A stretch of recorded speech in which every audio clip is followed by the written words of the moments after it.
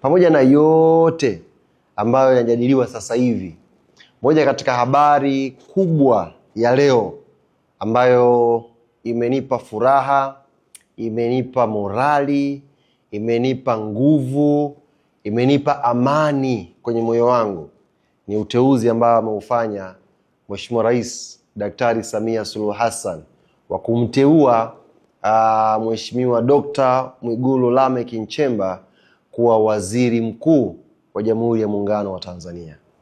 Na raha, na furaha na na amani kwa sababu Dr. Mwigulu Nchemba ni sehemu yetu sisi wadau wa michezo.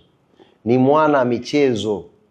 Kwa hiyo kama mdau wa football, kama mtu ambaye naishi kwenye familia ya michezo, nina kila sababu ya kuwa na furaha leo kwa sababu mwenzetu katika sisi kapata uteuzi mkubwa.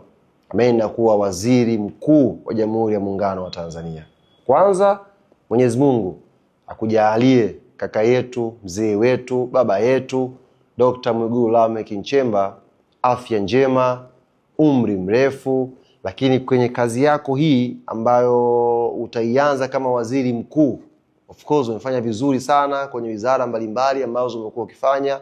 Wizara ya Fedha umefanya vizuri, lakini waziri mkuu wanasema ndio moyo wa operation wa nchi. Sisi tunakuombea kila laheri. Na Mwenyezi Mungu kama nilivyotangulia kusema akuzidishie maarifa, kuzidishie hekima, busara na weledi wa kulisukuma mbele gurudumu. Wanasema Waswahili mwandazi ajipunji. Ndio maana sisi watu wa sports leo hii tuko very proud. Mwenzetu katika sisi kapata uteuzi. Kwa hiyo tunaamini yashafanyika mengi mazuri kwenye sekta ya michezo. Lakini kwa kumpata waziri mkuu mwingine ambaye ana moyo wa michezo, sekta ya football Tanzania itapiga sana hatua. Na mimi nazungumza kwa sababu sio kwa sababu tu nipo Yanga, ni kwa sababu mimi ni kaka, mimi ni baba na mtoto na mdogo na ndugu na jamaa ambaye ndoto zake zipo kwenye michezo.